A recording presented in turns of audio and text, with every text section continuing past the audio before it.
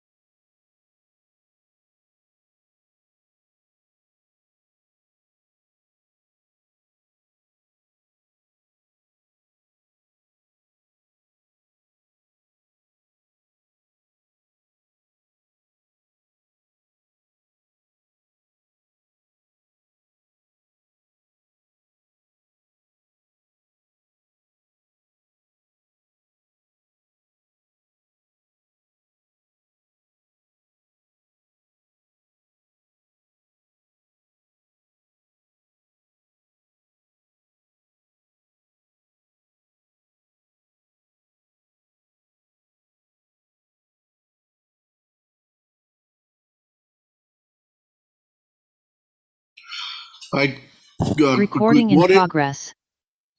I'm calling the Joint Organization and Governance Committee to order today being August 17th, 2023, and it is 9 a.m.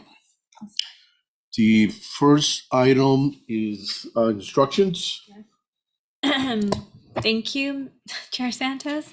This meeting is being conducted as a virtual and in-person meeting, so I will do a roll call of the trustees to confirm attendance. Mr. Kia will not be joining us today. Ms. Sanchez? Here. Ms. Jones? Here. Mr. Bernstein will be here soon. Ms. Greenwood? Mr. Oka? Here. Thank you. Mr. Green? Here.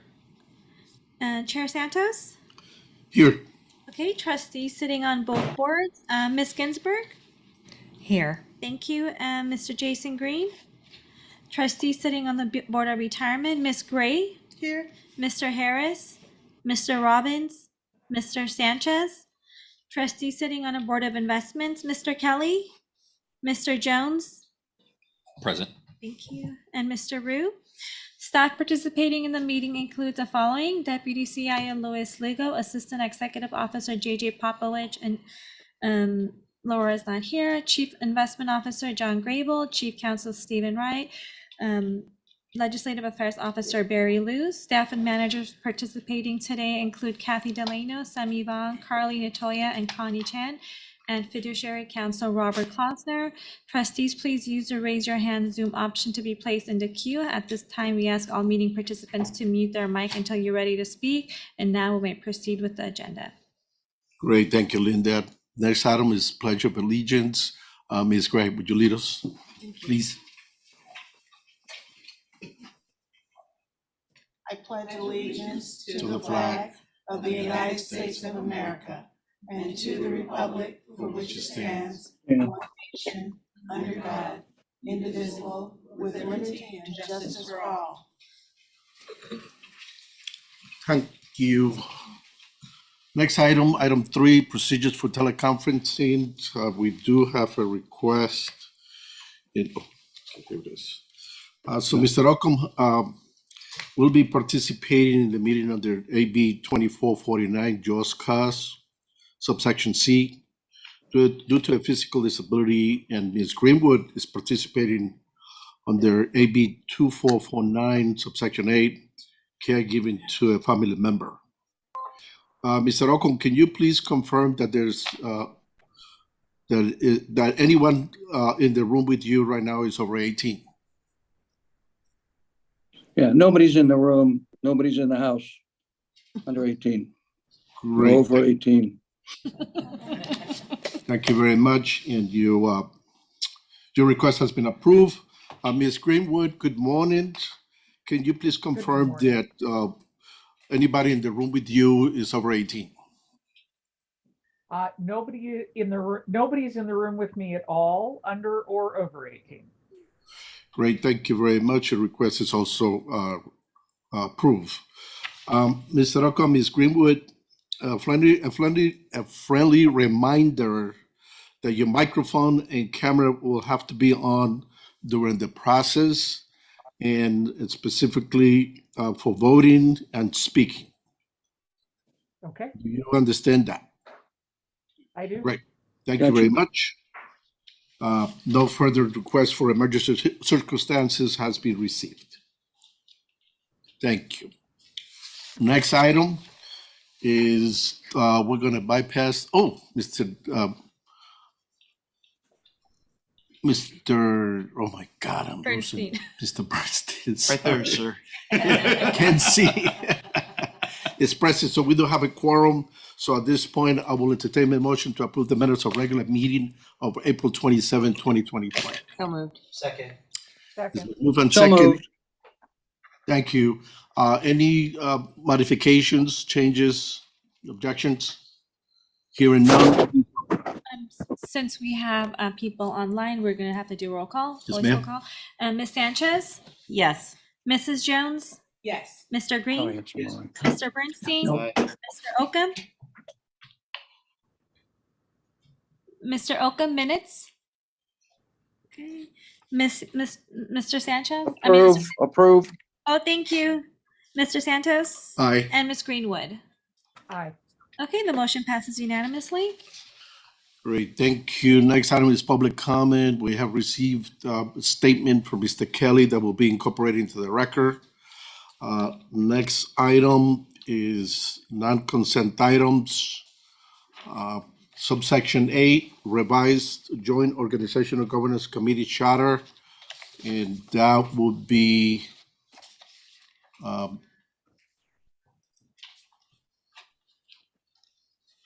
led by Mr. Cluster.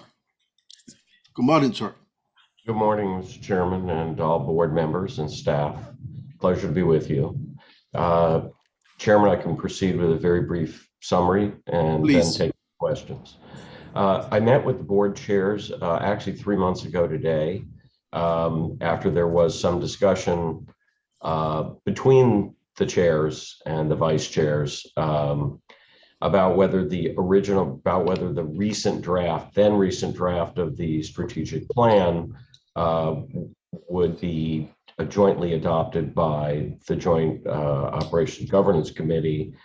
And the consensus of our meeting, which was memorialized in a May 31 memo, which all trustees and senior staff have received, was that that draft ought to be retitled the Board of Retirement Strategic Plan, as the Board of Investments, as part of the CIO's regular practice, was to prepare his own annual strategic initiative, which to me is the same thing as a strategic plan. The strategic plan draft that existed, you had some outside assistance in drafting, really was aspirational, and it didn't have any operational provisions in it. So given the results of that meeting, which is that each board should really do its own strategic plan, and then it would be left to this committee in developing the budget to make sure that both the Board of Investments strategic initiative or plan and the Board of Retirement strategic plan would be properly accounted for with the necessary funding, because ultimately any strategic plan is not operational until you apply money to it to achieve its stated goals. So with that in mind, I prepared some amendments which you have been provided with, and there was also a cover memo for me, I think dated August 11. And the primary change really is that the JOGC charter would now call for each board to prepare its own strategic plan, and then the JOGC would take those two strategic plans into account as it developed the annual budget, and then it would also be useful for your any necessary mid-year budget review. The draft that you have both a clean and an underlined.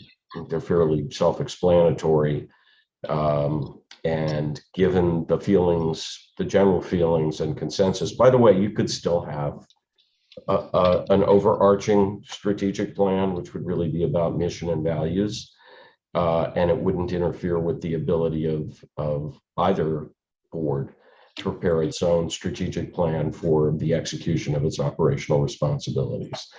So given the desires of the chair and vice chair, which I think is reflective of their respective boards, I think unless you have questions, that concludes my presentation.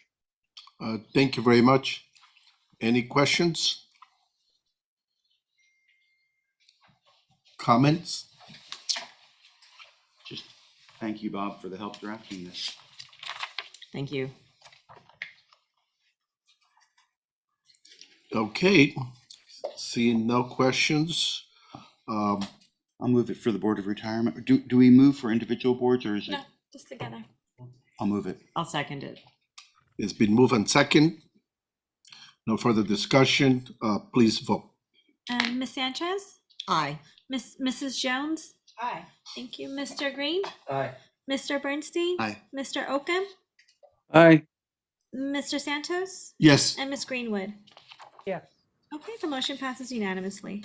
great, thank you. The next item is the revised mission. With your permission, Values. Chairman, may I be excused? Can Unless we you need- wait to this item to Oh, I'm sorry. be Okay. concluded, and then after that, yes. Okay, the city of Miami was kind enough to delay their pension board meeting this morning so that I could be here. Oh, great, thank you very much. Because we're going to be discussing the mission, vision, and values. Is there any questions for the attorney before I will dismiss him? Mr. Glassner, you excuse that. Thank you. Have a beautiful day. Thank you. Same to all of you. Thank you. Mr. Lugo, good morning. Sorry, today No my brain is worries. somewhere else, No worries. Good morning. the beach somewhere. Good morning, Chair Santos. Good morning, committee members. As Chair Santos mentioned, this is the revised and refreshed mission, vision, value statement. In your board packets, you have a memo as well as a drafted communication document that will be, if approved by the BOI and the BOR next month, will go to the public website. We've had a couple of iterations. This is the third iteration. We introduced this topic in our February BOR offsite. We also reintroduced the topic in April as part of our JOGC meeting. So this is the final revised version of the mission, vision, values.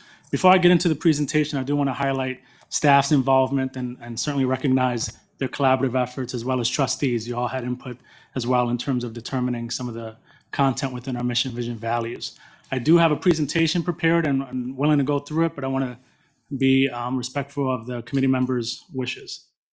Yes, please give us a brief. Excellent. If you can go to slide 3, please.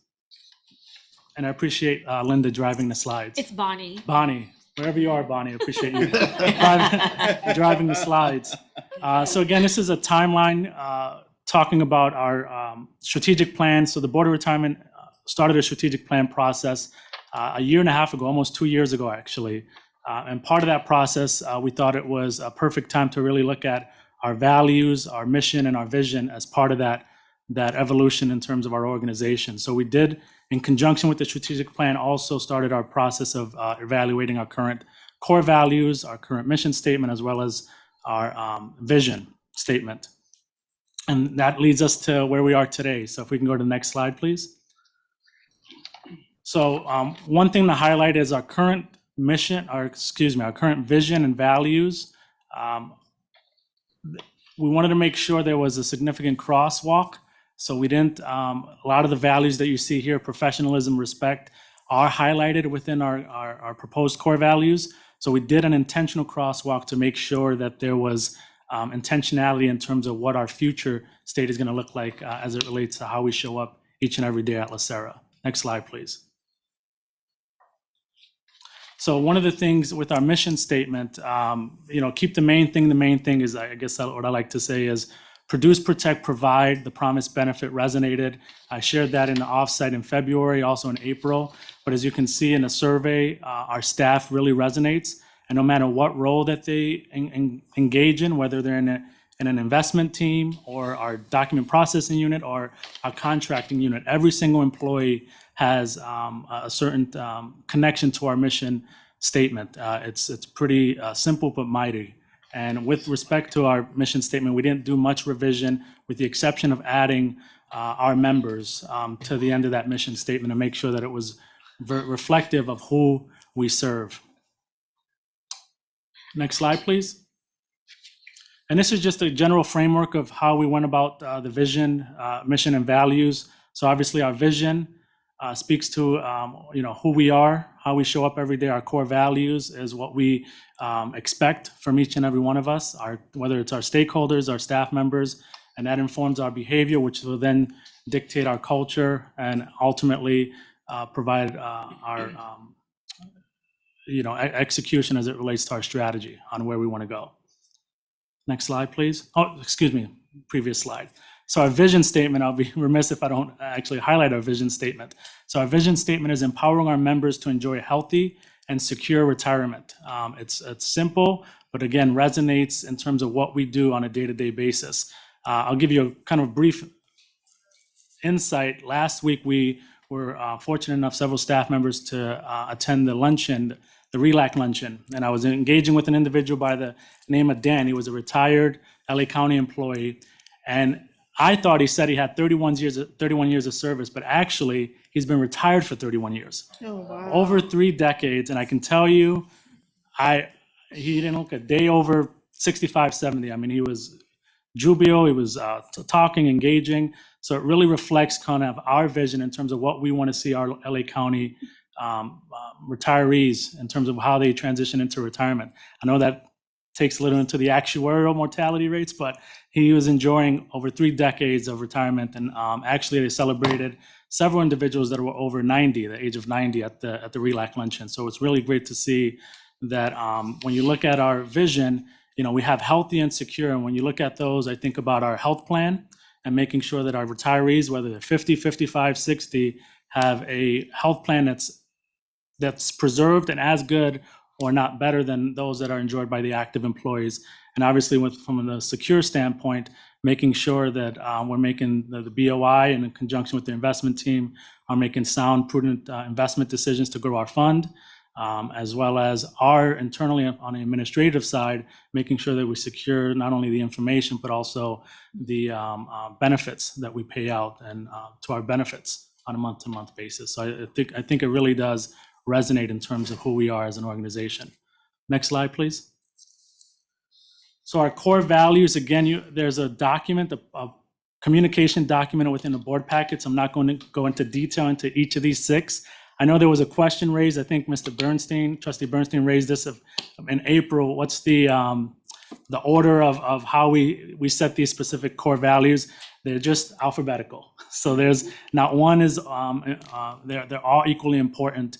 But really, we feel like they really describe and highlight who we want to be as an organization and the expectations that we want each of our employees to model. And not only, again, our employees, but every vendor and stakeholder that we engage with on a day-to-day basis.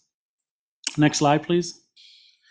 And moreover, to have a little bit more specificity, we felt that guiding principles was also a significant part of making sure that our organizational vernacular, every time we talk about our initiatives, that we inject and use a lot of this terminology. And that's something that we're going to be purposeful as we move forward at LACERA, and making sure that our staff understands what does it mean to be accountable, what does it mean to have integrity, what does it mean to be inclusive, and making sure that we really are purposeful in spelling that out. So that kind of outlines our guiding principles. And with that, that's just kind of a brief synopsis. Again, like I said, the communication document provides a lot more good narration in terms of our mission, vision, values, but certainly welcome any questions. The team welcomes any questions from the committee. I don't see any hands raised. I've got one. I don't have an official hand raised, but Mr. Jones? yeah, just a question as it relates to culture. Can you just share with us a little bit in terms of the conversation company-wise? I know some people think about behavior as being an expression of culture, right? It's kind of a virtuous circle. I saw what you had kind of behavior ahead of culture at some level, but can you just kind of talk a little bit about how you define culture and its importance in the plan as you demonstrate? I appreciate that. Absolutely, Trustee Jones. I think for us, in terms of the leadership team at LACERA, I think we want to focus on modeling behavior, because I think culture isn't something that you can just, it's not a top-down thing. So I think it comes over time, and that's something that we're trying to build. So I think as we model the behavior that we want our staff to see, then culture will generate. Yeah, exactly. It would, our hope is that with the behaviors that we want to see modeled, that'll be kind of an inherent outcome, is a culture that we want to see at LACERA. Yeah. Thank you. Mrs. Jones? Yes, thank you. I appreciate the information you provided on the inclusivity. I just wondered, I know in my agency, we just started doing some DEI training specifically for supervisors.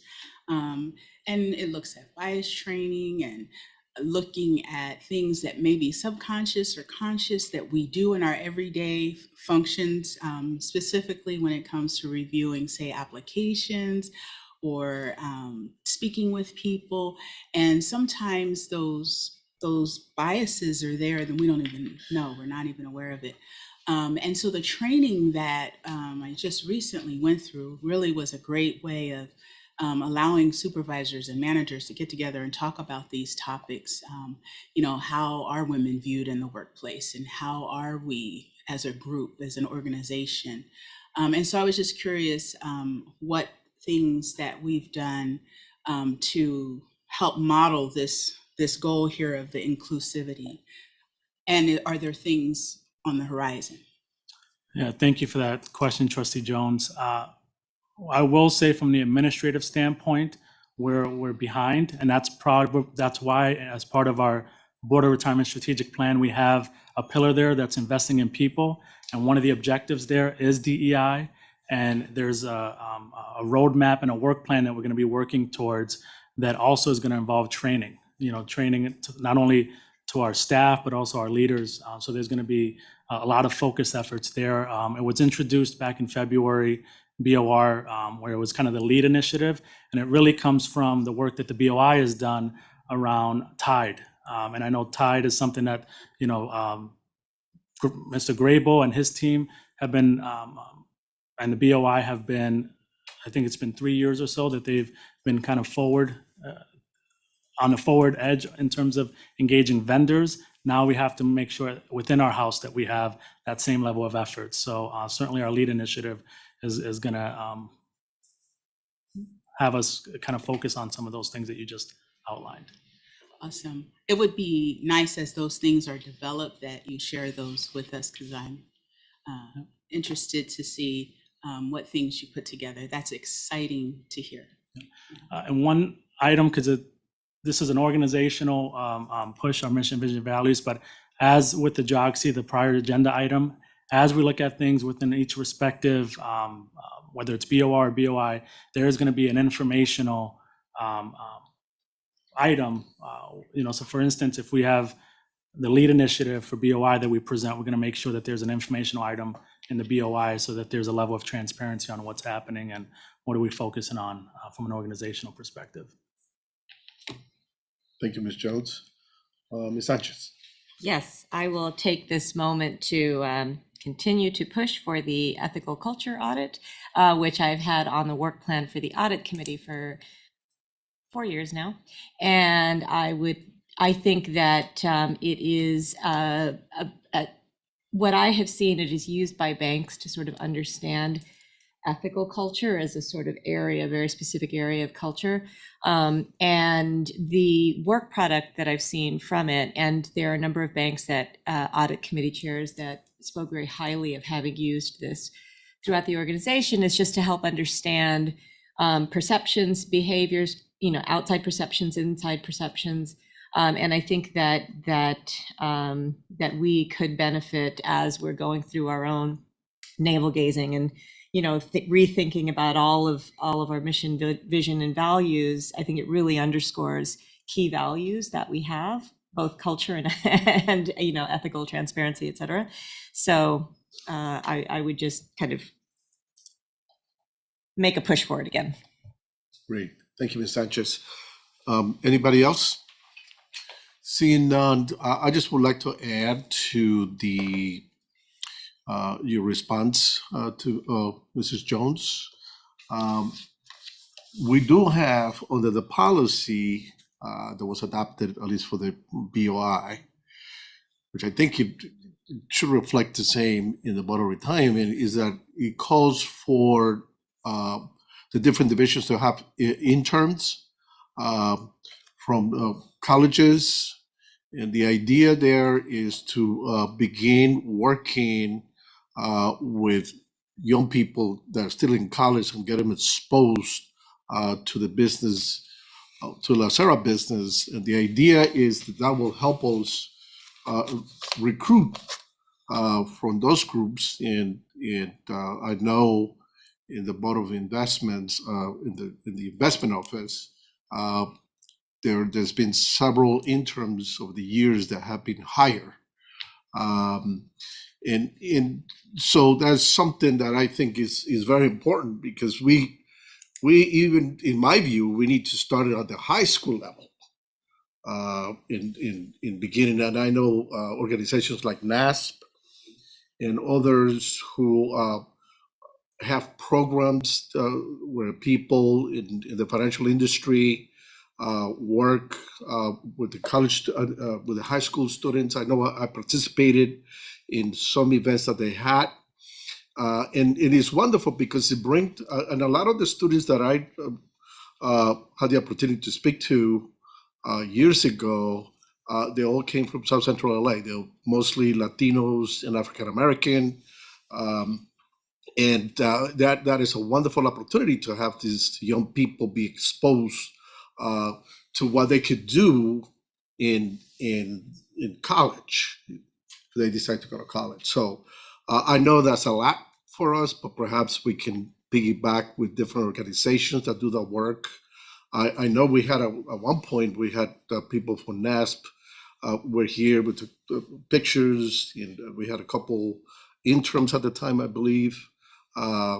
So there's a lot of resources that we can use to enhance our ability to diversify the staff. And I think that LACERA has done a great job from my perspective. But there's always room for improvement, right? So those are my comments. Anybody else? So at this point, I will entertain a motion to approve the vision statement. So moved. It's been moved and second. Any further discussion? Hearing none, please vote. Ms. Sanchez, Yes. Mrs. Jones, Aye. Mr. Green, Yes. Mr. Bernstein, Mr. Oka. Yes, Thank you, Mr. Santos. Aye. And Ms. Greenwood. Aye. Okay, the motion passes unanimously. Great, thank you. Subsection C, document processing assistant classification and compensation study.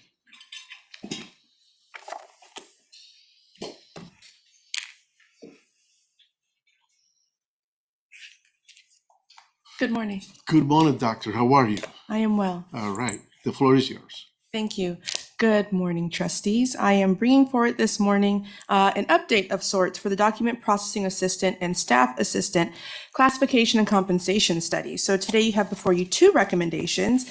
And by way of background, I'll go ahead and do a summary of the road this far and then speak a little bit about the recommendations for today. At the April 27, 2023 Joint Organizational Governance and Committee meeting, HR brought forward a set of recommendations that marked the completion of a classification and compensation study. The summary of the recommendations are provided in the memo. But in response to the presentation, there were a couple of questions, and the board asked that the executive office meet with staff, refresh the market data, and reassess the compensation study recommendations.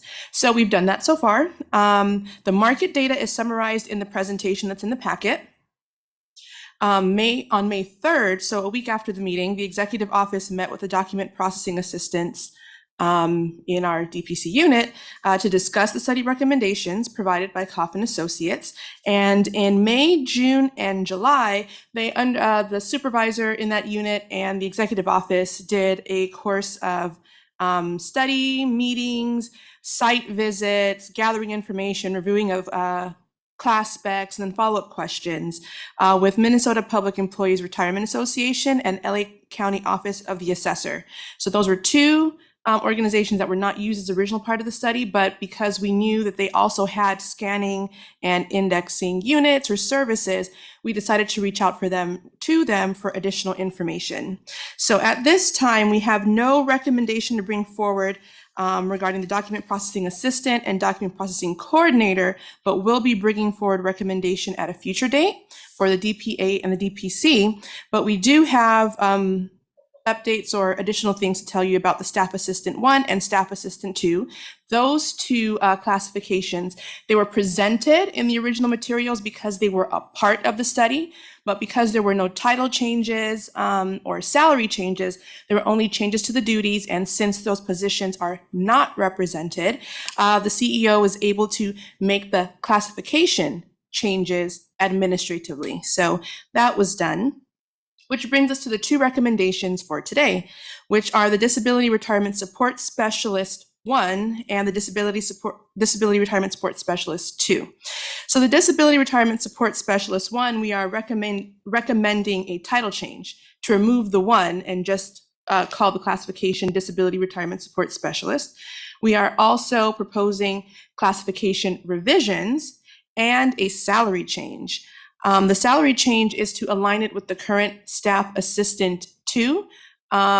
It does decrease the salary, but the decrease in salary is appropriate given the decreased responsibilities for the position, and it aligns well with the Staff Assistant 2 classification, which the studied incumbents hold.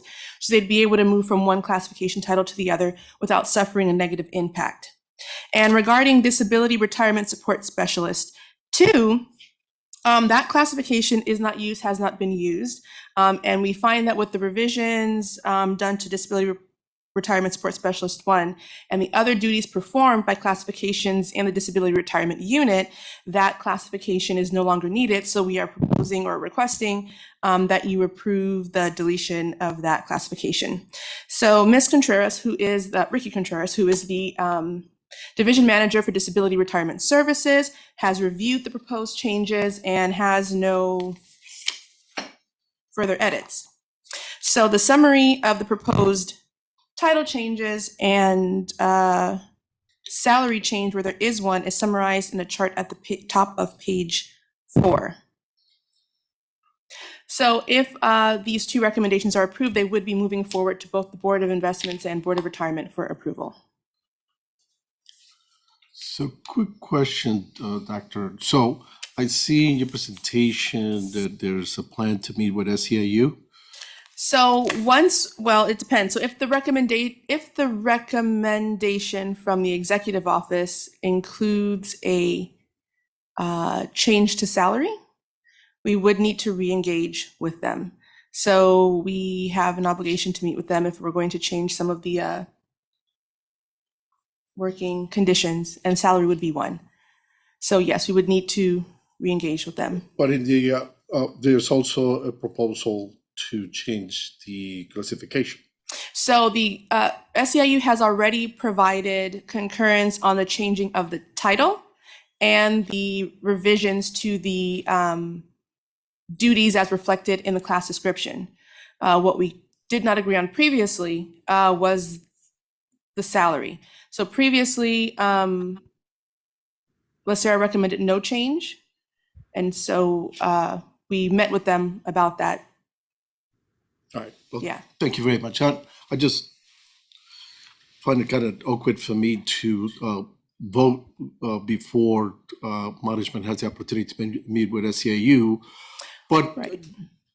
there was some meetings already with regards to the changes to the classification, and based on what you're telling us here today, and then the CEO has to evaluate whether or not there's going to be a change in salary, and if there is, a meeting with SEIU will take place. Yes. So currently today we put forward no recommendations for DPA or DP's document processing assistant or document processing coordinator.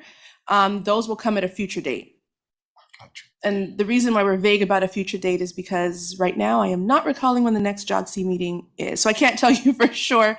I apologize, but we do want to bring that forward in the future. So those two items are not in the recommendations for today. The next JOGC meeting. Yes. Great. Thank you. All right. Whenever that is. I do have some hands raised. Ms. Gray. Thank you. I had actually lowered my hand, but I'll ask the question anyway. So Koff and Company was our consultant with respect to the classification and the salary. Yes, they perform both the classification study and the compensation study. Well, when I was looking at their market findings based on Minnesota and LA County, that's a significant decline with respect to the document processing supervisor, 23.3%.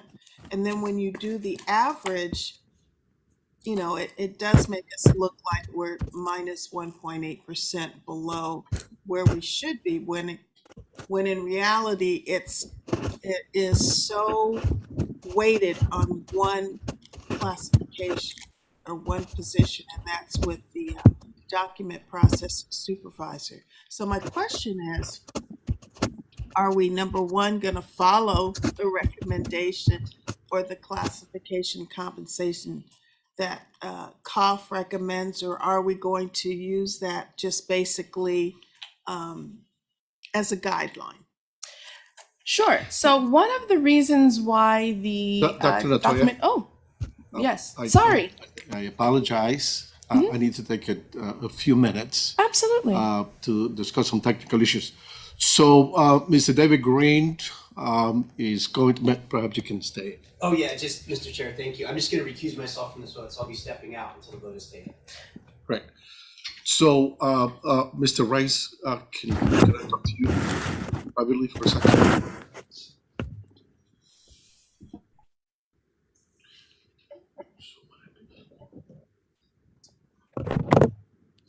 You won't have one. You won't have one.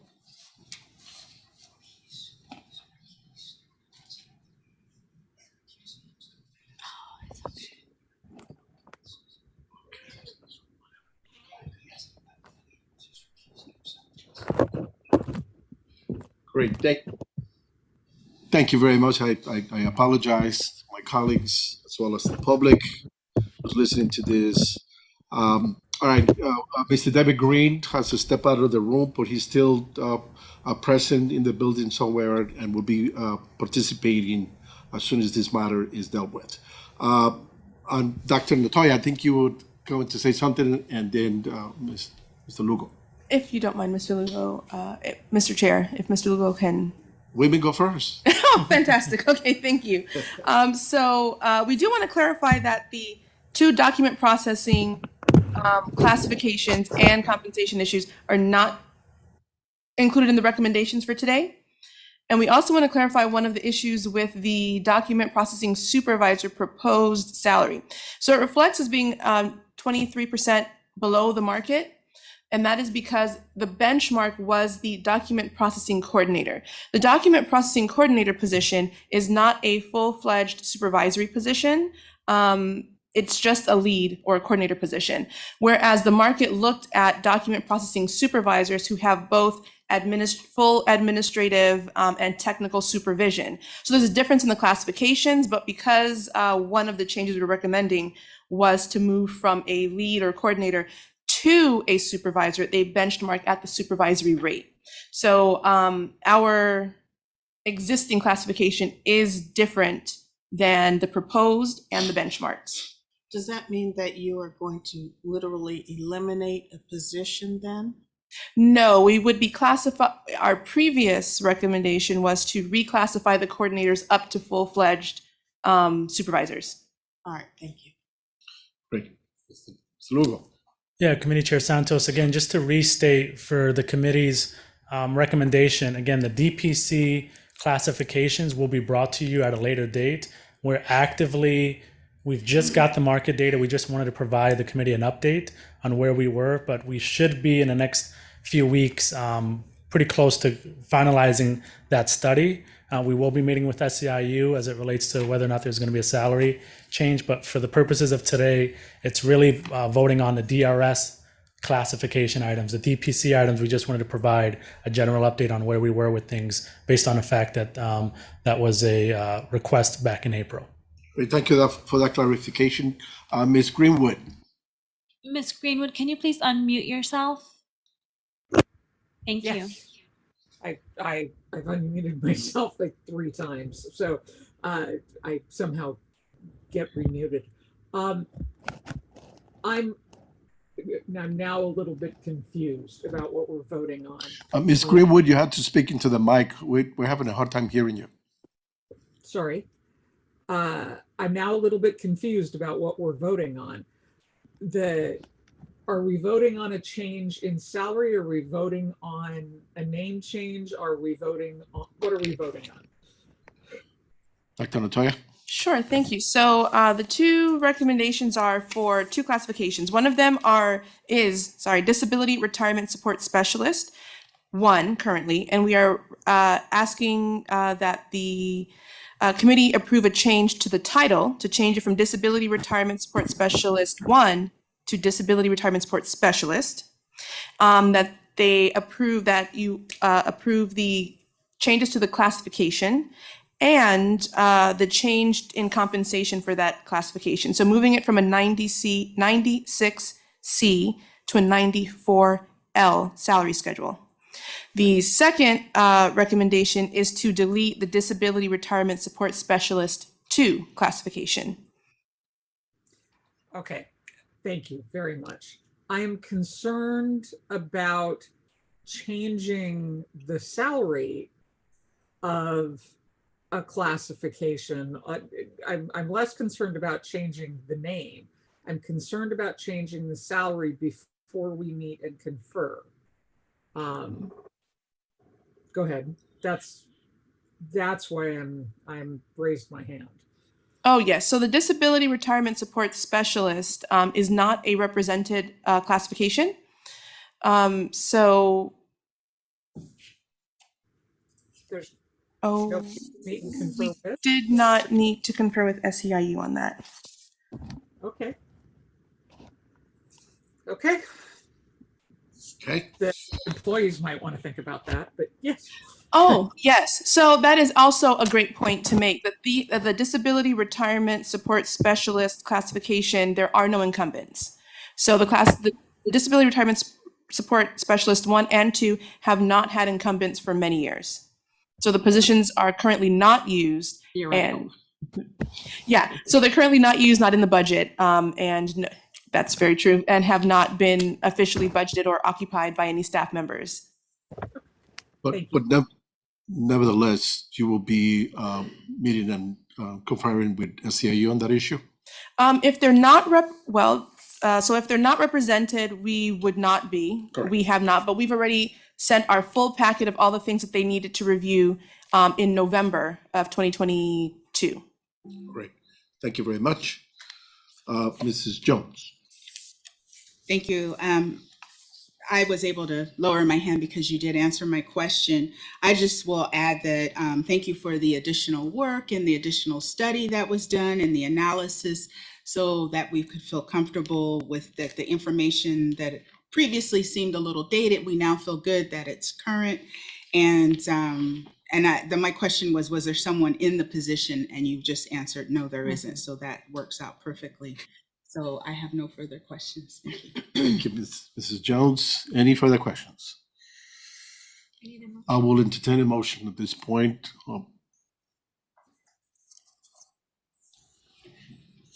So move. I need a second. Second. Second. All right, so everybody's clear. Dr. Natoya, would you restate the staff's recommendation for approval? Sure. That the committee recommend the proposed classification and compensation changes to the boards for adoption. First, title change, description revision, and salary change for the Disability Retirement Support Specialist, and delete the Disability Retirement Support Specialist 2 classification. Thank you. Is everybody clear on the motion? Mr. Lugo? Our apologies. Chair Santos, the DRSS, the Disability Retirement Support Specialists, are represented. They are? And Sorry. we did meet and confer. We did meet and confer with the union on that. Great. So I wanted to correct the record. Thank you very much. It's okay. Oh, my apologies. So they are represented, and they did confer. We sent the notification in November 2022, and all of our conferences were provided in March, maybe 2023, and those that information was provided in the April JOGC Meeting packet, meeting packet. Great, thank you for that. Based on the additional information, Ms. Greenwood, do you have any questions, or are we ready to proceed? No, I'm ready to proceed. I generally think it's a much better idea to meet and confer with unions before we bring it to the board.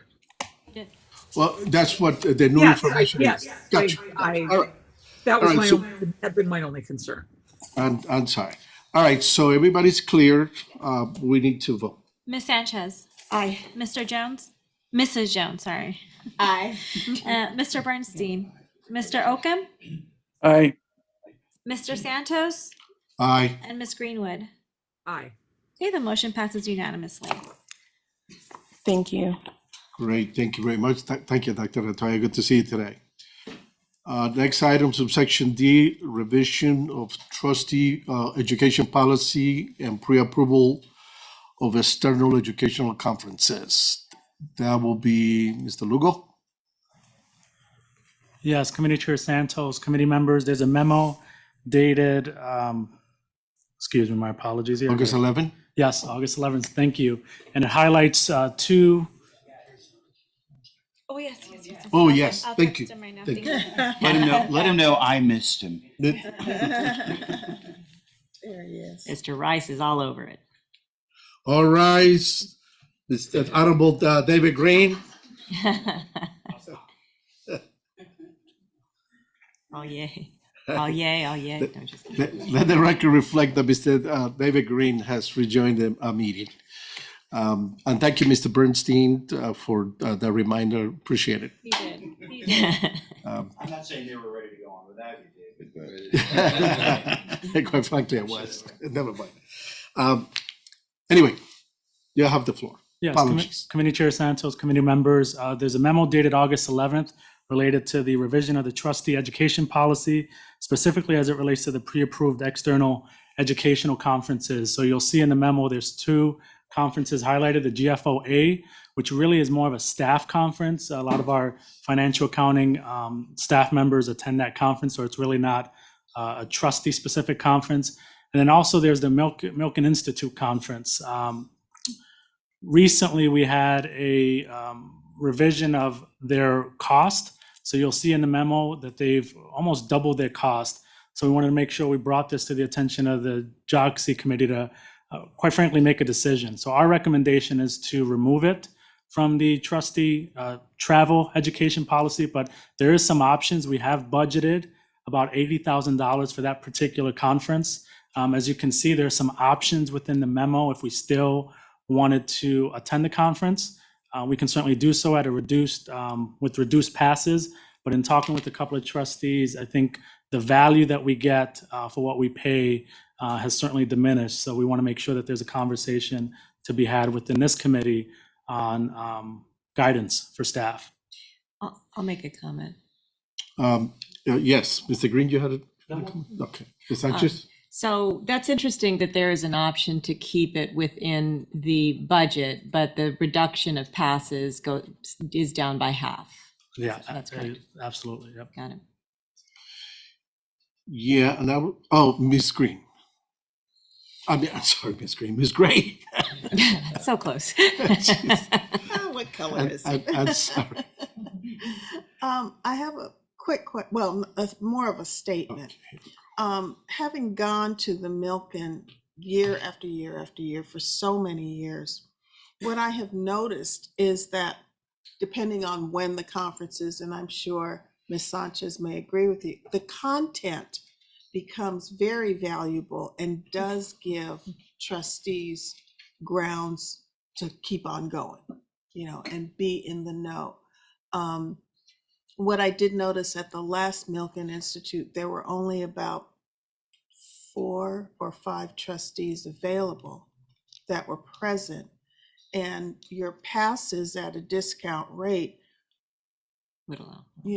would fulfill that if we continue with that, that enrollment that we usually have. Yeah. Would you agree there's generally 5? And it does give us the virtual access, which is unlimited Mhm. to the staff. I mean, to the organization. Mrs. Are you done, Ms. Gray? Yes, thank you. Okay. Mr. Jones? So I think the question I would have is, because that was a first when I first got appointed, it was one of the first conferences, and I think one of the first opportunities I had to even meet people off the screen during the pandemic, in spite of it being a super spreader event later. But what I do find about the conference is, I guess my question would be, is there a level of additional investment into, because I get the emails about some of the other things that go on, and every once in a while I virtue it. So is part of the decisioning we're making here is it worth it just to attend the conference once a year, or is there a level of engagement that's beneficial to the board more broadly beyond just the annual attendance of the conference? And I think, having just recently gone to PPI, and I know there are a couple of trustees that invest a lot more in the ongoing nature of that. I don't know if there's a similar strategic opportunity to do that with Milken. I do find the breadth of financial topics. I think I've made a couple of introductions of people I met at Milken to the staff, things of that nature. So I have found it to be beneficial, but I just don't know historically kind of what's the level of investment the trustees or as a board we've given to it beyond just the annual kind of conference at all. So that might be something worthy of kind of weighing as well. Yeah. Thank you for that, Mr. Jones. Mrs. Jones. Yes, thank you. And that was in conjunction with what Trustee Jones was asking. If we opt to not do this, my concern is, we have budget savings, I imagine.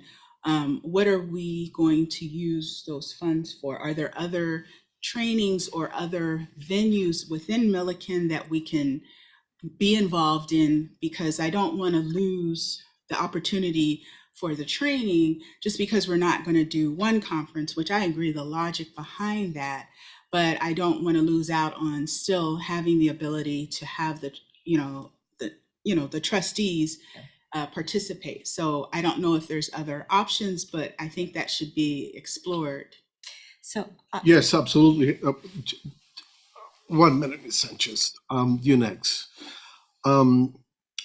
My understanding, Mr. Lugo, is that the $80,000 savings, if this committee was to recommend elimination of the Milken, remains in the education budget that can be used for any other conference that may come up. Is that correct? Correct, Chair Santos. It could be reallocated and used through a normal process when we're looking at other engagements or educational opportunities. So I'm in favor of eliminating the Milken, believe it or not, and the reason is one, they continue to increase the prices and reduce the benefit that of the tickets that we are entitled to. But the biggest problem that I have is that they do have some wonderful sessions in there. The problem is that it's so crowded that it requires me to leave whatever session I'm attending early, at least half an hour early, to get online to this other session, because if I don't get there half an hour before the session starts, I'm not allowed in the room because the rooms fill up really quick. So I found myself, the last time I attended, I was really engaged in this particular session that I was listening to, and I kept looking at my watch, and I didn't want to leave, so I waited for the last minute and ran over to the other session. It's so crowded, so difficult to navigate, but I got there and I was not allowed in. And that happens often. So that's the reason why I think that we should eliminate it. We have other organizations like PPI, and many other conferences that, and even if those that are not listed here, if one of us do come up with a conference that meet the requirement, the educational content and things like that, usually the Board of Investments and the Board of Retirement, for that matter, does approve those requests, so long it complies with the travel policy. So that's my comment on that. Mm-hmm. I do want to recommend that we eliminate the Harvard Law School Forum on corporate governance. That was at one point, that was a very important Program. event to attend. It was defunded because the labor movement, the AFL-CIO, and Change the Wind Federations did not find that the school was working with the agenda most suitable for trustees. So that was defunded by labor, and therefore we have those conferences are not taking place. Instead, we do have the Kennedy School, which is directly above the Harvard Kennedy School Trustee Leadership Forum. That was replaced. That's the conference that replaced the law school conference. So that's a very good conference geared for trustees. So that will be my recommendation to eliminate the Harvard Law School. And then those are my comments that I have Ms. Sanchez and then Mr. Bernstein. Thank you. So I officially have no dog in this hunt, so here's what I'll say. I'll say that there is value in virtual attendance of the event and attendance of events beyond the main event, because there are several conferences throughout the year. And the Milken Institute is a thought leadership institute that does put out a lot of material. The other opportunity that you do have as trustees going forward that you can certainly think about is that Milken does look to its pension trustee members to fulfill key duties, particularly on their DE&I council and other councils like that. And so there are opportunities that arise by virtue of membership that allow for the organization to take leadership roles. So there are other values besides the single conference. The conference itself, I agree, has become overcrowded over the years.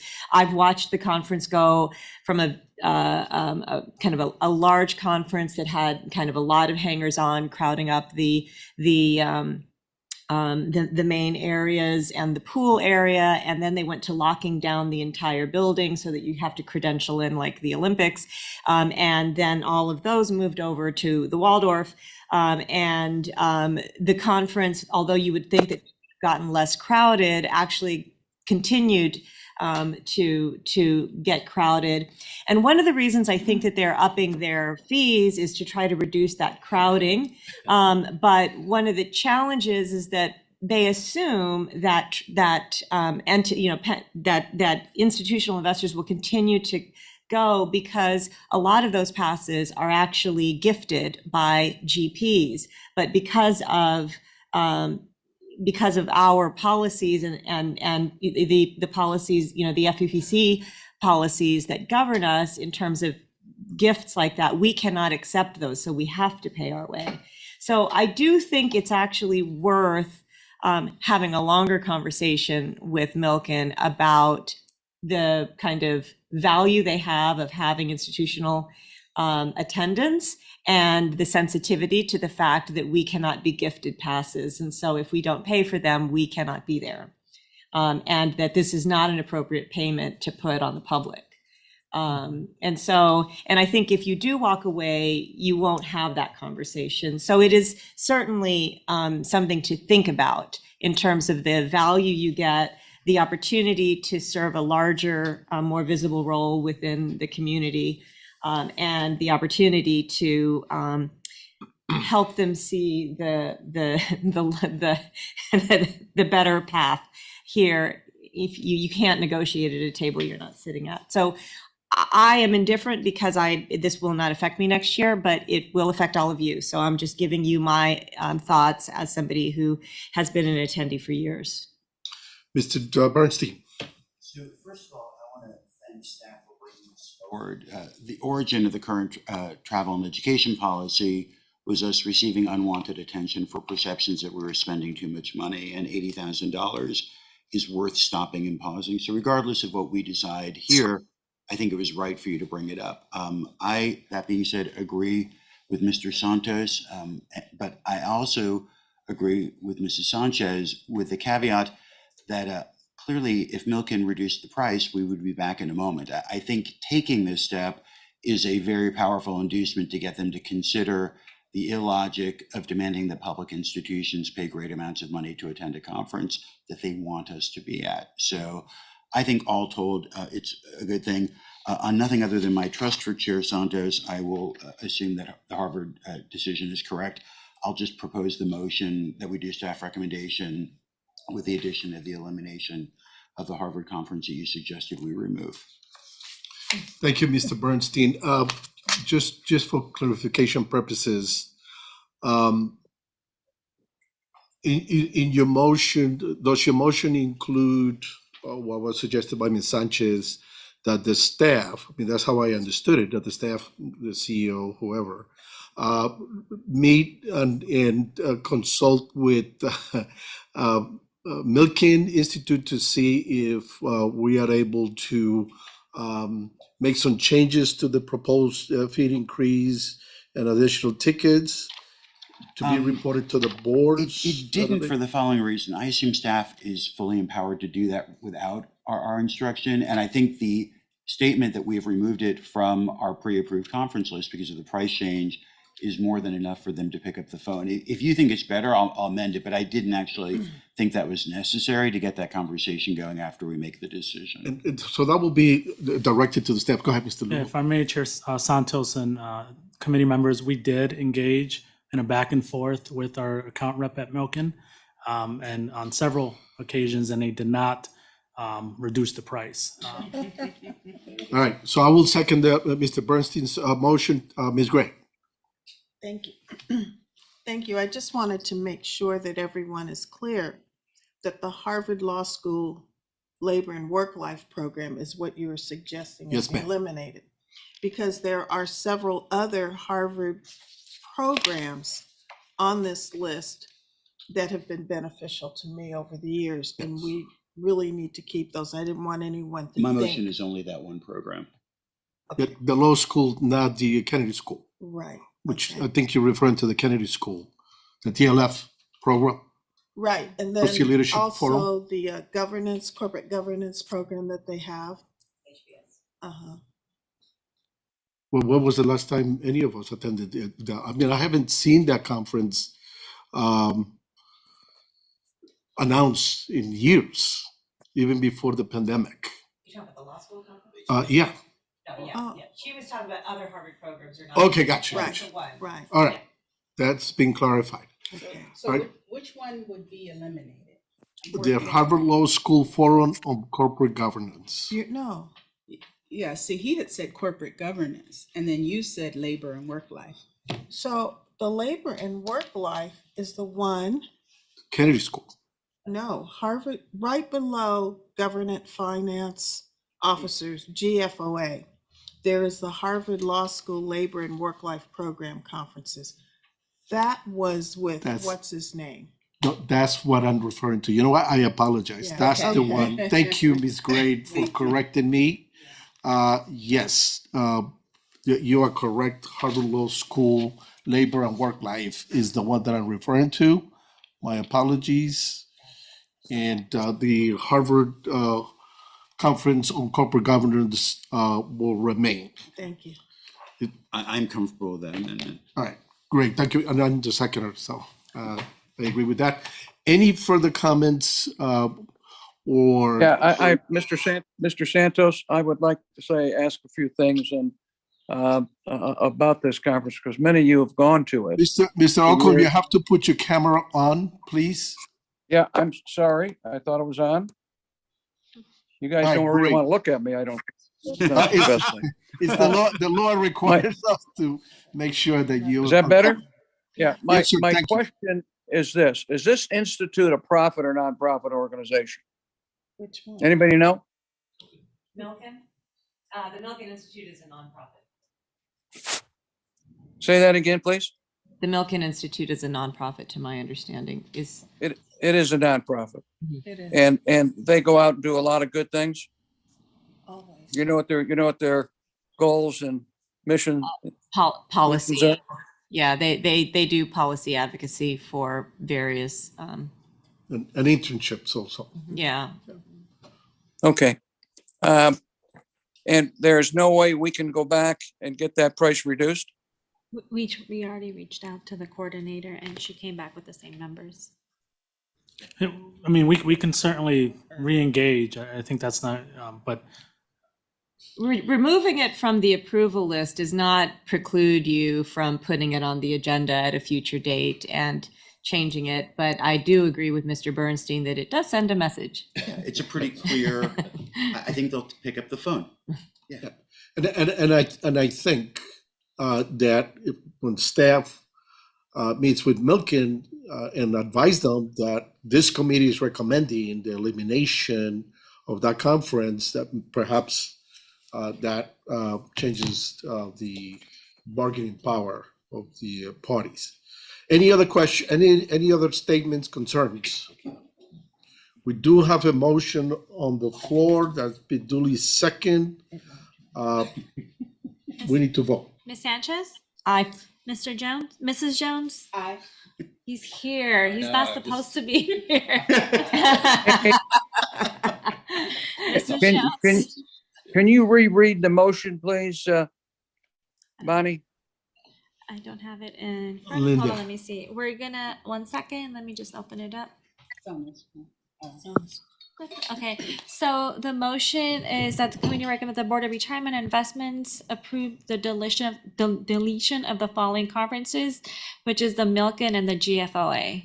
And also, The Harvard Law School work life. The Harvard Law School Work-Life Conference.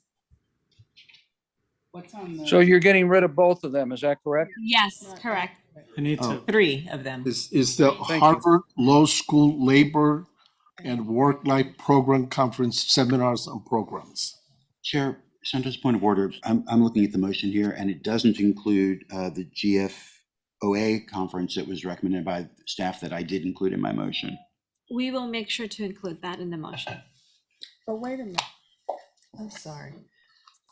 And I know I'm not, I am a trustee that is very concerned, but I'm looking at what the motion is and it says eliminate Harvard Law School governance workshops. That's not correct. It is, it's because there are several Harvard programs that we don't want to eliminate. It should specifically say law school, labor and work-life programs. So when the minutes are, when we it's where Bonnie's fixing it. She was in the back end doing it, so. Sorry, Bonnie. Chair Santos, one other question. Yes, sir. The motion is printed here, says something about use current budget of 80,000. I didn't provide any direction for what to do with the Correct, savings. Bonnie's removing it. She was, Okay. doing her own thing, but it's fine. All right, so has the motion been, Yes, so it's gonna be what the staff is recommending in addition to the Harvard Labor Conference. That will Work-life. be- Yep, work work-life. life? Yep. All right. Okay. Is everybody clear? All right, so let's vote. Okay, Mr. Green? Mr. Bernstein? Aye. Mr. Oakham? Aye. Mr. Santos? Aye. And Ms. Greenwood? Aye. Okay, the motion passes unanimously. Great, thank you. That was a lively one. Take that, Milken.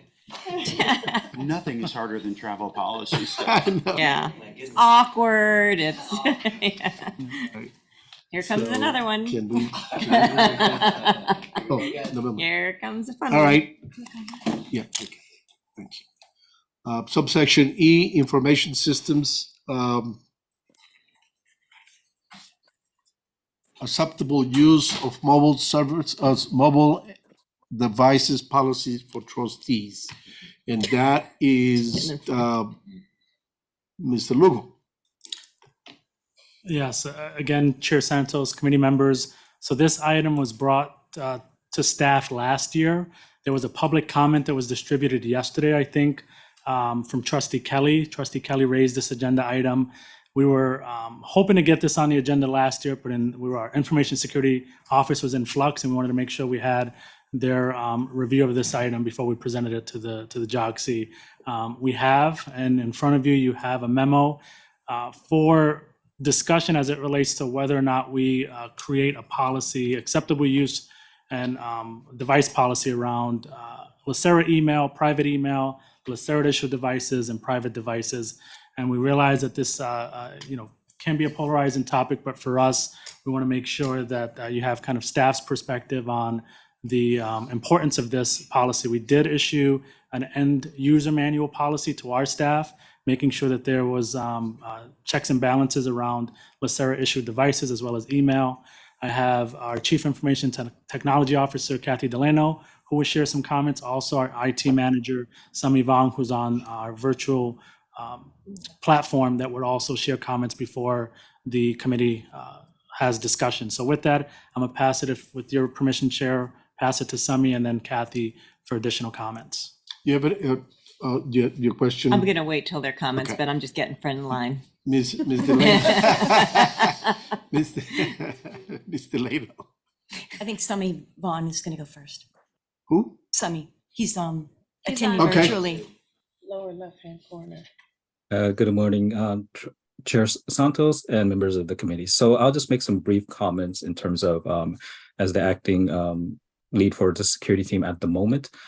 So what we have noticed on the security side is some increased activity as it relates to government entities in terms of spoofing attempts regarding our higher level executives, and that includes both our executive team as well as our trustees. So I think that kind of highlights the timing of bringing this item back to the board with stability in our security team today, and also correlating with some of the activity we are noticing at a high level from what we're seeing from various different public pension funds, public pension plans, and public agencies as well. So happy to answer any specific questions, but just from a kind of IT infrastructure and information security operational perspective, just ready to stand for questions regarding those items. And I'll hand it over to Kathy. Okay. Ms. Delano? Good morning, Chair Santos and trustees.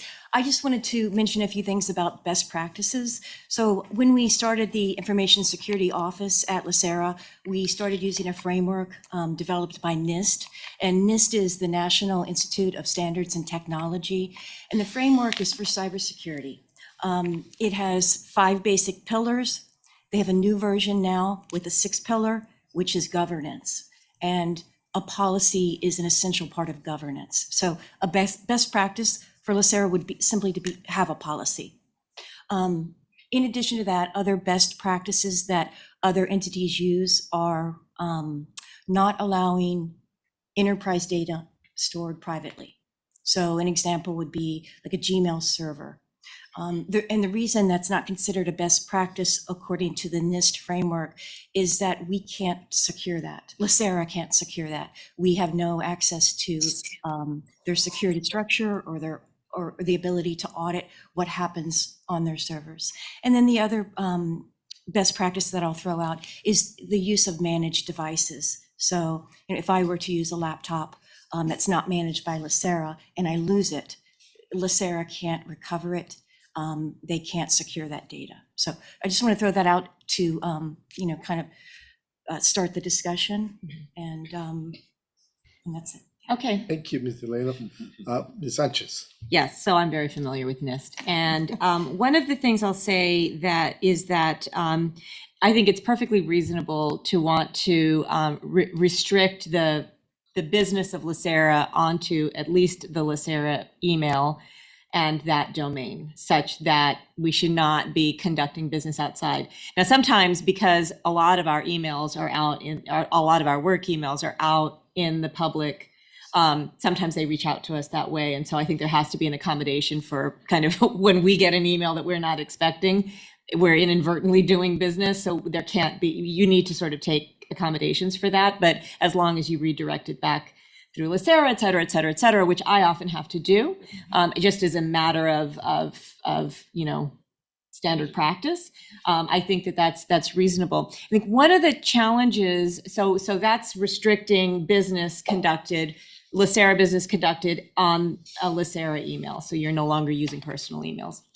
When you get into device use, then it becomes challenging because A, it means that you will have to issue a device to all of the board members. And B, we will have to use that device strictly. I mean, if I interpret that strictly, it means that I cannot go onto the web on my computer at work and send an email. So tell me what the delineations of kind of practicality are, because otherwise you will stop hearing from us, and it will become, you will simply create, because we're not employees, so we're not logging in every day by simply a matter of this is what we do every day. I have a real job, right? And so, not that this isn't a real job, but as somebody who has to manage and be available, it has become a challenge to do so and be effective, particularly as a leader. And so there has to be a balance as to how you can limit that exposure, because Microsoft, certainly we're within the Microsoft network, and the Microsoft administration does allow, for example, to revoke device access when you do not control the device. But I understand that there's still the issue of what has been downloaded on that device. It's not like you can send a poison pill to that device because you don't own that device. So I understand the kind of technical challenge of that. But I think that there are ways that we can mitigate that and still make it possible for us to answer questions. People are now waiting sometimes days to get a response that should only take a few minutes. And it slows down the function of the organization when you can't reach your board. So those issues would definitely need to be addressed by the policy. And that might be an argument for having a separate policy for trustees versus LACERA staff. There was a survey done of other associations, and many of them have just one policy that covers trustees and their staff. But because of the reasons that you described, maybe there should be a separate one. And there are some options as well. So we are strict with the employees. They have to log in from a LACERA issued device, but we could do a managed personal device for the trustees. And Sami, maybe you want to talk a little bit more about that? Sure, absolutely. So to answer Trustee Sanchez's question, there is a capability for us to be a little bit more flexible with how we manage access to the devices itself, or not the device itself, but to the applications themselves. So we can still load the corporate application onto a personal device, but still have organizational controls over the application alone and not the personal aspects of the device. So that's something that we are exploring to roll out, sort of like a pseudo BYOD policy that we will clarify and obviously provide the training of what it entails and how to access it appropriately, so that we make the experience a lot more better for the trustees and for staff. Great, thank you very much. So I have Mrs. Jones, Ms. Gray, and then Mr. Bernstein. Ooh. And then Mr. Jones. All right. My computer's lighting up over here. Ms. Gray. All right. Oh, Ms. Jones. No, Ms. Jones. Oh, I'm sorry. Thank you.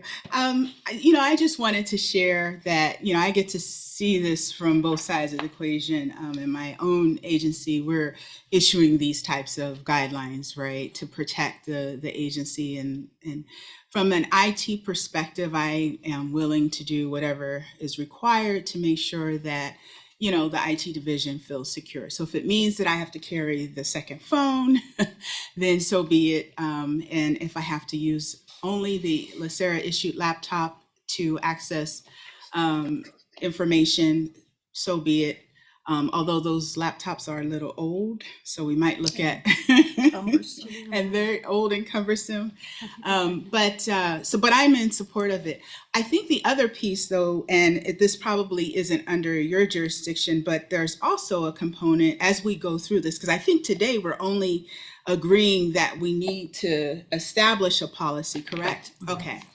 So as we go through the discussion, the other piece of it is my understanding, and Mr. Rice could probably give far more details, but if we are using our personal devices, and that is allowable because you are able to protect the system somehow, and we could do that, but then there's still the subject of public records and whether our device would be subject to the public records. So I just think as a part of the conversation, we just need to understand both aspects as we're making these decisions. So we're informed. Great, thank you, Ms. Gray. All right, I'm going to preface my question with, I am technically challenged, okay? But my understanding is that this policy would limit access to LACERA emails, et cetera, unless it is a device that is managed by LACERA, correct? The reason why I ask this is because my phone is with me all the time. I have access, and maybe it's because I gave all my information to, I forget the gentleman's name who called me, but I have access to not only Excuse me, Ms. Gray, the person who called you was from Bangladesh? yes, Maybe from Colombia. Colombia, I stick with actually Colombia. the Philippines. He was a prince. Needed a quick transfer. Well, With clever terms. I have my LACERA email. I get notifications like that. Without that, you know, I carry my phone all the time. Without that, I wouldn't be able to respond or know what's going on. I also have on my phone, which is highly supervised, is the alternate public defender's email also, which I don't get notifications on, but because it would conflict with LACERA apparently, because you can only have one email. So I prefer having LACERA as opposed to APD. They can wait a little bit, but I do check that every day. The other thing is our information and documents that we get on one meeting. I used to have the one meeting icon. I don't know what happened to it. My granddaughter may have erased it. However, and she's 4, clarify that. However, I find that I am able to access one meeting when Bonnie sends out, hey, your packages are available for one meeting, and she says something about, yes, you can use it or you can look at it. So when I see the one meeting on my phone, I click it, and wherever I am, whatever I'm doing, I can prepare for our meetings with just my telephone. And I need that. I mean, I'm old. Like I said, I'm technically challenged. This is what I am used to doing. This is how, as a trustee, I do business for LACERA and for LA County. And as an employee of LA County and having the alternate public defender's email, we are mandated, is that the word, to be very secure with what we do. So I don't want to lose what I have with this one handy device. And I'm behind the times. I have the iPhone XR. I don't even have a 14.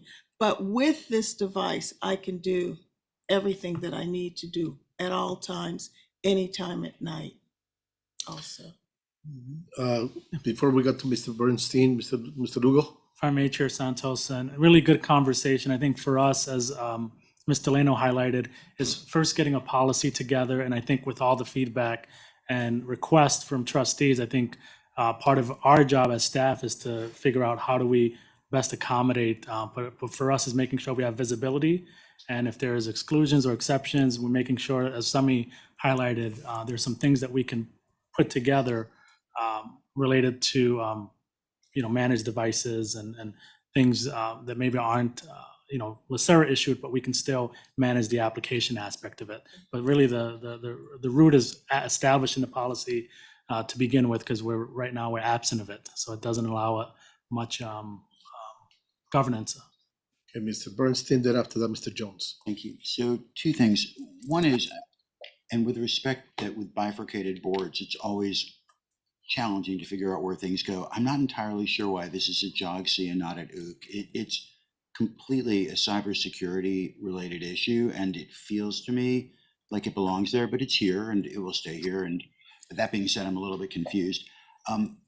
I share Ms. Gray's concerns, but there is no acceptable policy for trustees on what individuals do, in my opinion. We could formulate recommendations, but our ability to police each other doesn't really work that way. And I'm not at this point comfortable with an instructive policy on what trustees can and cannot do. I think it has to be guidelines and recommendations for best cybersecurity protection, but staff doesn't police trustees, and we don't even police each other in a technical sense. So I just, I'm not sure if this is a policy or if it's just a series of trainings and recommendations and guidelines for best practices, but I'm not comfortable getting into the business of staff policing trustees or even trustees policing each other. We should be supporting each other in best practices. Mr. Jones.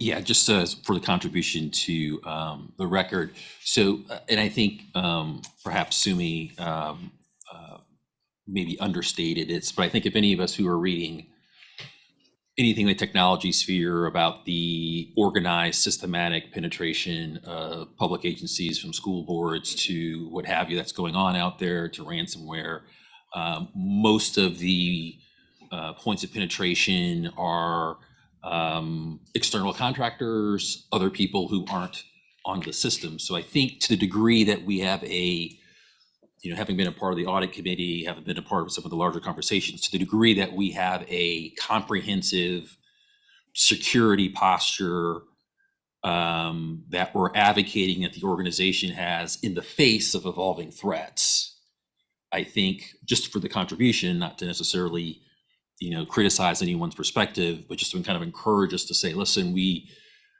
collectively, I think we have an interest in complying to whatever reasonable parameters allow us to increasingly meet the threats. And then the conveniences, you can always work a way around it. I'm sure the iPad, which I don't normally use, but I do use when I'm doing one meeting and stuff at home, things of that nature. But I just want to kind of add to the record into the conversation that while our conveniences and our current habits, totally get it, but that's what the opposition is kind of relying on, is kind of old habits that perhaps are outside of the bounds of the appropriate level of protection that an institution like ours should have. So I just wanted to add that into the record. And I know that, I agree that we should have a policy. And I think we should have that in light of what the evolving threat environment looks like, appropriately weighed. And maybe Sumi, if you want to take a little bit more time to maybe let us know what that looks like on your end. I don't know how many breaches, maybe it's worth a report that we ought to have as a part of our regular meetings. It's just, what does our security posture look like? What is, how many threats do we have? Just so we kind of get a sense of what it looks like from your end and what's kind of inspiring this conversation from a policy standpoint. So I just wanted to register that. Ms. Delano, you want to make a comment to Mr. Jones at this point, or you? I'll defer to Sami Okay. because he is the acting ISO. Okay. Sure thing, absolutely. So at a high level, because I don't want to speak too much about specific details, but we can speak about email at a high level in terms of email from a cybersecurity perspective is usually the first pathway into an organization in terms of introducing anything malicious to an organization or to a trustee or an individual in and of itself. So, that's been true for the last decade, and I don't think it's going to change anytime soon. So our ability to be able to monitor and track and validate packages being sent via email is primarily like our first step from a cybersecurity perspective.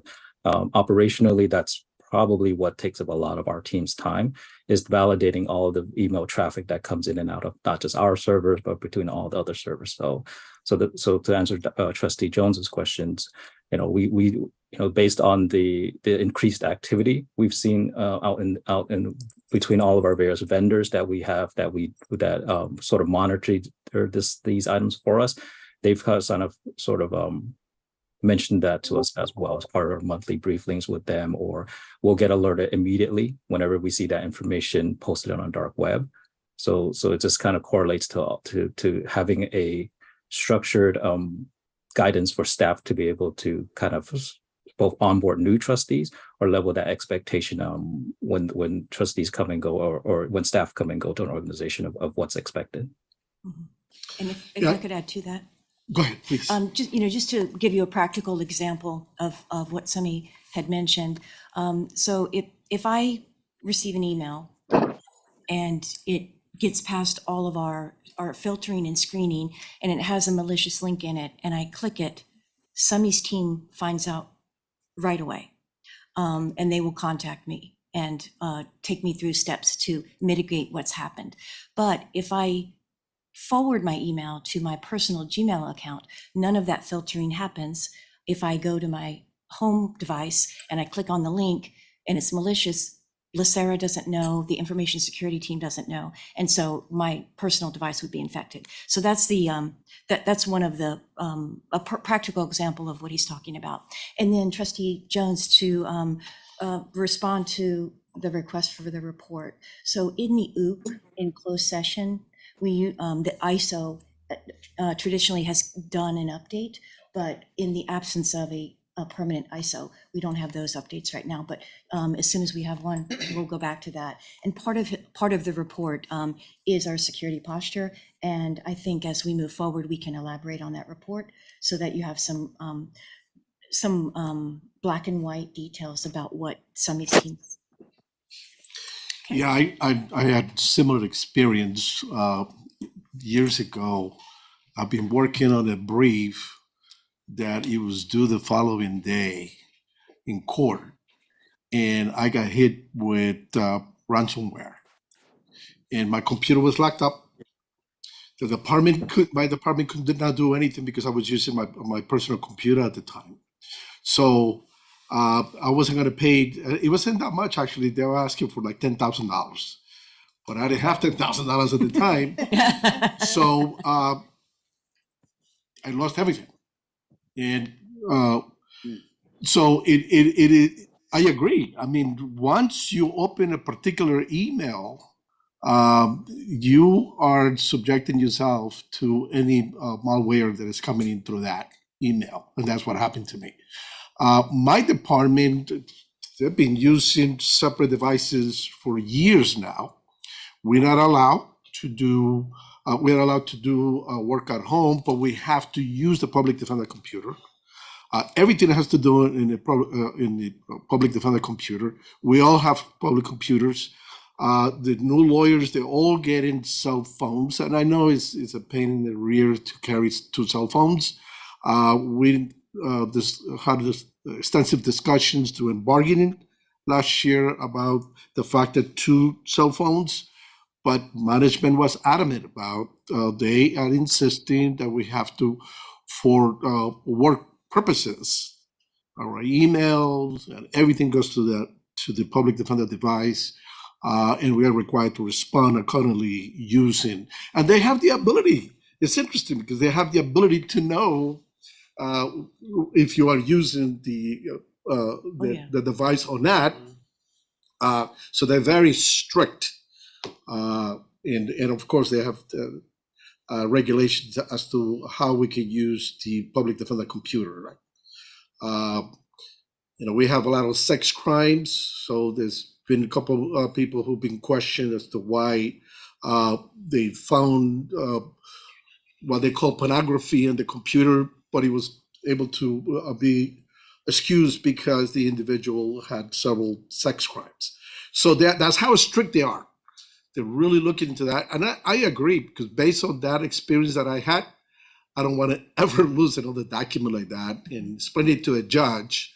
It was not very pleasant. The dog ate your homework. So anyway, we have Ms. Sanchez and then Mrs. Jones.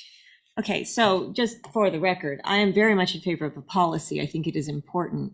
One of the reasons that I conduct my LACERA business on a LACERA email is because I do not want to expose my business email to a public records inquiry. So there are practical reasons and good reasons why you do that.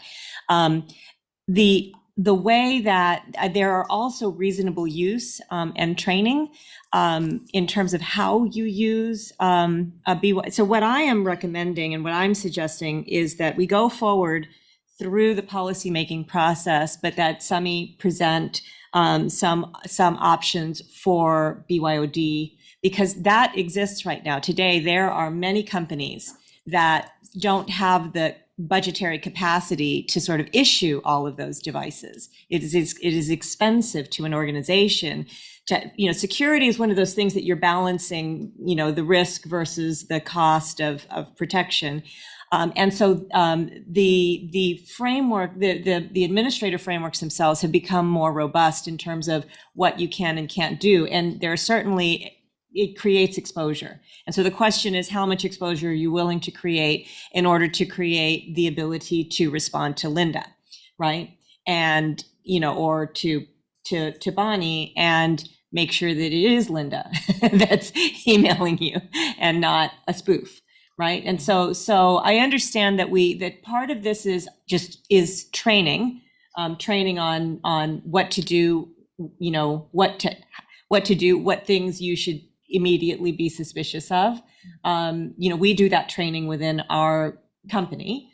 Here are kind of traditionally suspicious looking emails. Please do not click on these links. Send them directly to, please send anything that looks like phishing attempts to our security officer, who then lets people know that this is happening. So there are things like there are kind of trained behaviors that we haven't really been through a security training as we're kind of getting into this. But I think that, and what I would suggest is that, and I would actually propose a motion that we have the staff continue to explore the balance between ease of access, because one of what Mr. Santos is describing is a situation where, by virtue of your job, you use that device every single day. The problem that we have is that it's not going to be our primary device. It's going to be a secondary device, meaning that you're going to have to train yourself every day to check it. Right. And whether or not, and you will miss things because it won't be front of mind. It's not what you do every day. Oh, let me check LACERA because that $100 they pay me a meeting makes me want to check this email.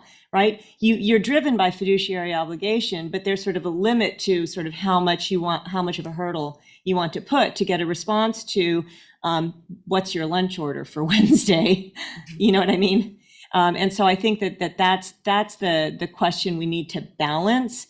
And can we put some protection around sort of the simplicity of answering, each other, and how does that sort of, what kinds of security options do you have within the frameworks we have access to through Microsoft? Because Microsoft has a robust security framework, and so I think it's worth exploring that. So.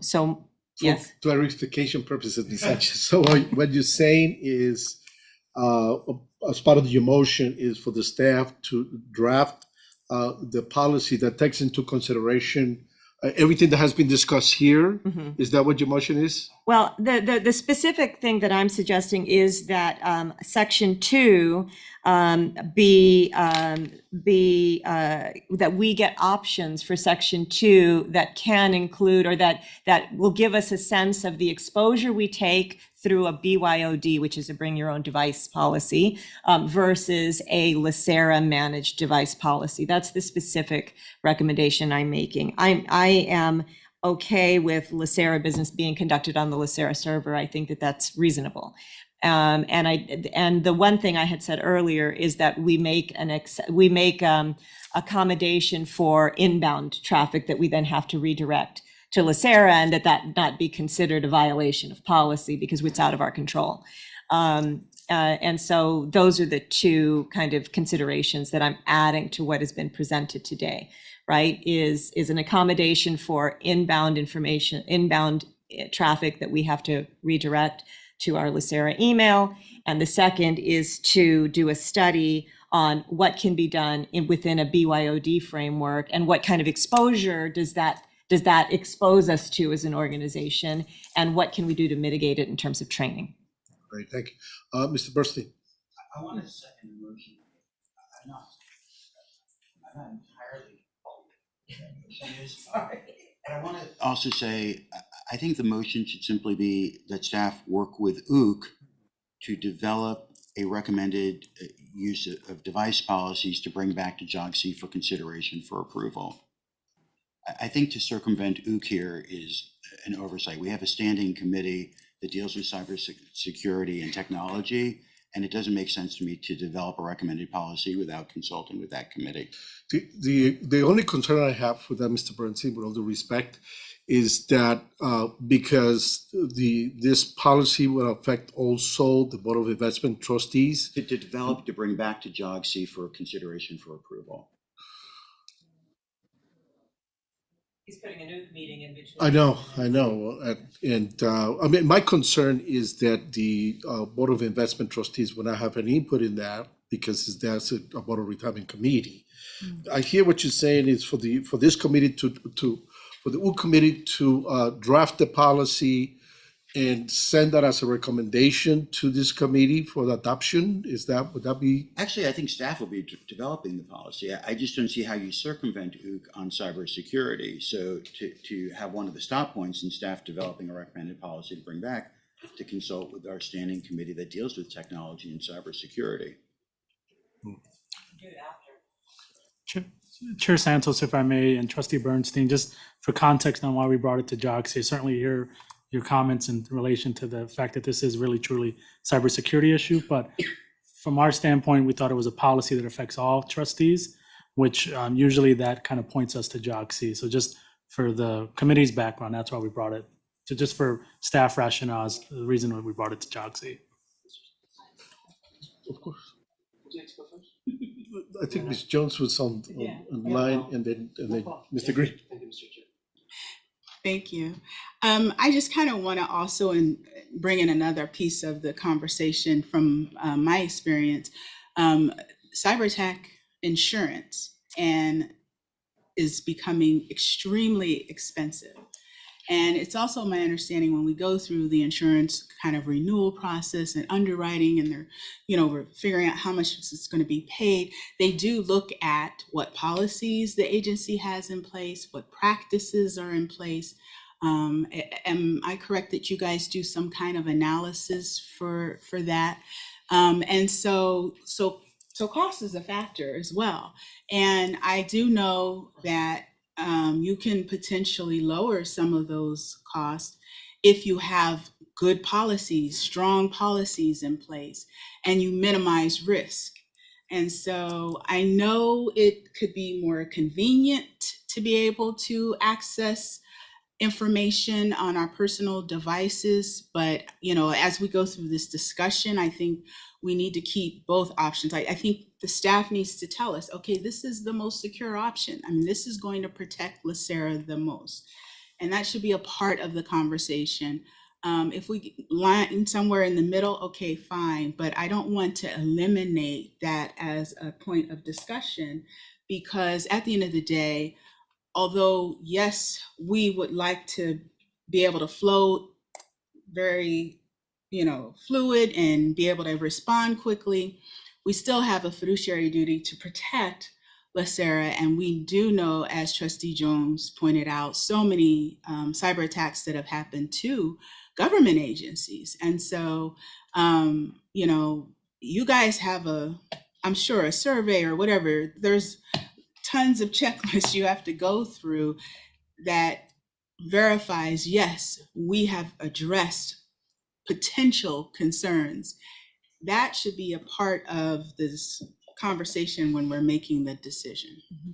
Trustee Santos? Yes, if ma'am. I could respond. Please.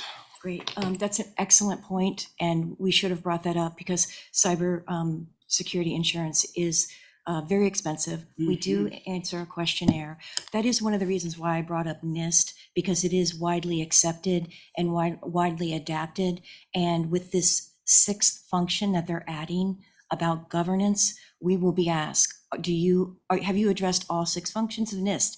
And at the moment, no, we haven't. We don't have a policy.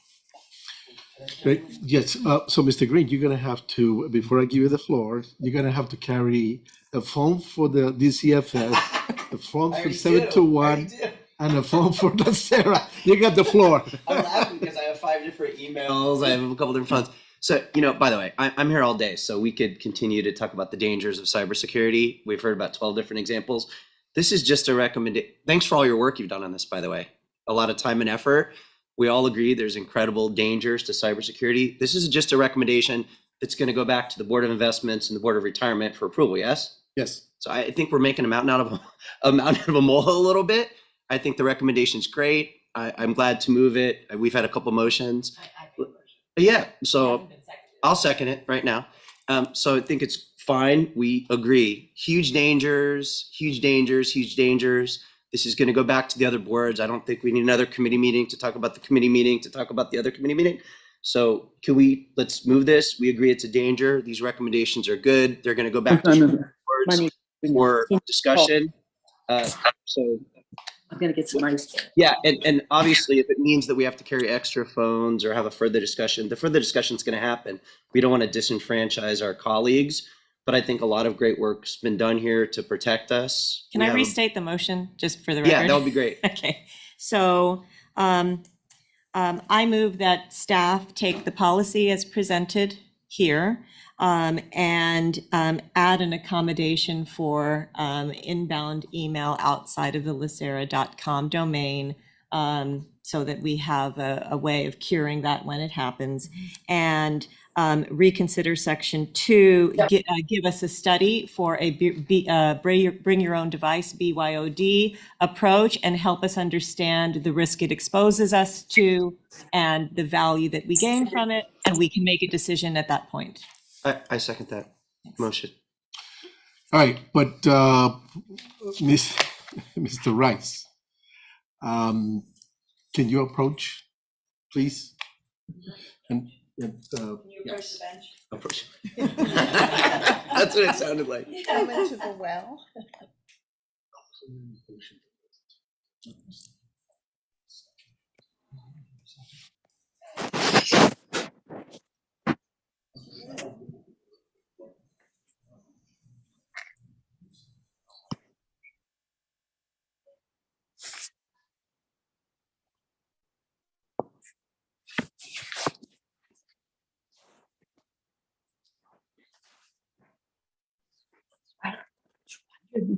No, 120. Okay, 200.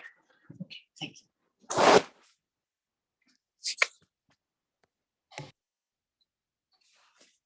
a motion that was made by Ms. Sanchez and it was seconded by Mr. Green. And the way I understand it is that a lot of the staff is going to take all the discussions you heard here today and make an effort to incorporate it into a final policy that will be brought back to this committee for review and recommendation to the different boards. That will include the fact that Mr. Bernstein is asking that this matter also be presented to UK. When is our next JOGC meeting? November 16th. So in either September or October, it could stop at UK for input and still make it here on November. It doesn't hold up anything. So I'm offering it as a friendly amendment. I hope you'll accept it. Great. Yes. All right, good. All right, everything has been clarified. Awesome. All right, so everybody clear on the motion? Yes. Miss- Let's vote. Ms. Sanchez? Yes. Mrs. Jones? Yes. Mr. Green? Yes. Mr. Bernstein? Yes. Mr. Oakham? Yes. Mr. Santos? Aye. And Ms. Greenwood? Yes. Okay, the motion passes unanimously. Well, thank you very much. That concludes all the non-consent items. Can we take a 10-minute break at this point? There's nothing else. Yes. Oh, there's nothing else? We can take a much longer break, sir. Well, I want to continue to discuss this. Obviously. All right, beautiful. So next item on the agenda is items for staff review. So Trustee Sanchez requested that staff conduct an ethical culture audit. Item. Okay. Items for future agendas. Nothing. Good of the order. Mr. Jones, Ms. Sanchez. Anybody? All right. Great meeting. Thank you very much. Mr. Chair. I move to adjourn. Thank you. All right. You're holding on to that gavel. He is. Oh, I gotta go to the bathroom.